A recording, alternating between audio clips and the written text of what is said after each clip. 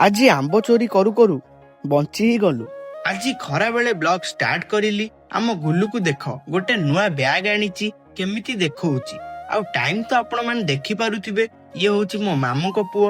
ଦେଖ ଏବେ ପାଗ ତ ପୁରା ମସ୍ତ ଦେଇଛି, ଲାଗୁଛି ମେଘ ହବ। ଆଉ ଜଣକୁ ଦେଖ, ଭାଇ ଆମ୍ବ ପାଇଁ କଣ ହଉଛି ସିଏ, ଏତେ କଷ୍ଟ ପରେ ସେ ଗୋଟେ ଆମ୍ବ ଗଳେଇ ଦେଲା। ଆମ୍ବ ଆଣିକି ସିଏ ବହୁତ ହିଁ ଖୁସି। ମୁଁ ବି ଟିକେ ଭଲସେ ଧୋଇଦେଲି। ଚାଲ ଏ ଆମ୍ବକୁ ଟେଷ୍ଟ କରିବା। ଆଉ ଏ ଟୋକା ତାର ଲଙ୍କା ଲୁଣ ନେଇକି ଆସିଗଲା। ଆମ୍ବକୁ ଦେଖି ମତେ ଲାଗୁଛି ସେ ପୁରା ଭାଙ୍ଗି ସେ ଆମ୍ବକୁ ଟୋଟାଲ ନଷ୍ଟ କରିଦବ। ଫାଷ୍ଟ ଗୋଟେ ବାଇଟ୍ ସେ ଟେଷ୍ଟ କଲା, ମୁଁ ବି ଲଙ୍କା ଲୁଣ ଲଗେଇକି ଟେଷ୍ଟ କରିଲି, ପୁରା ରେଡି। ଆଉ ପାଗ ତ ଦେଖିକି ଲାଗୁଥିଲା ମେଘ ହବ, ଆଉ ସତରେ ମେଘ ହେଇଗଲା। ମୁଁ ଏବେ ଯାଉଛି ଟିକେ ଗାଧେଇକି ପଳେଇ ଆସିବି। ଆଜି ଟିକେ ଲେଟ୍ ହେଇଗଲାଣି ଗାଧେଇବା।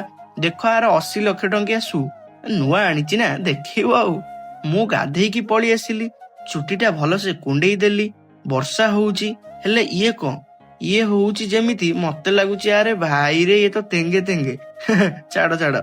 ଆଉ ଆମ ଟୋକାକୁ 10 ଟଙ୍କା ଦେଇକି ପଠେଇଦେଲି, ଯାହା କଣ ନେଇକି ଆସିବୁ ଖାଇବା।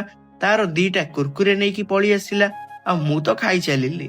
ଆଉ ବ୍ଲଗକୁ ଏଣ୍ଡ କରିଲି। ଜୟ ଜଗନ୍ନାଥ।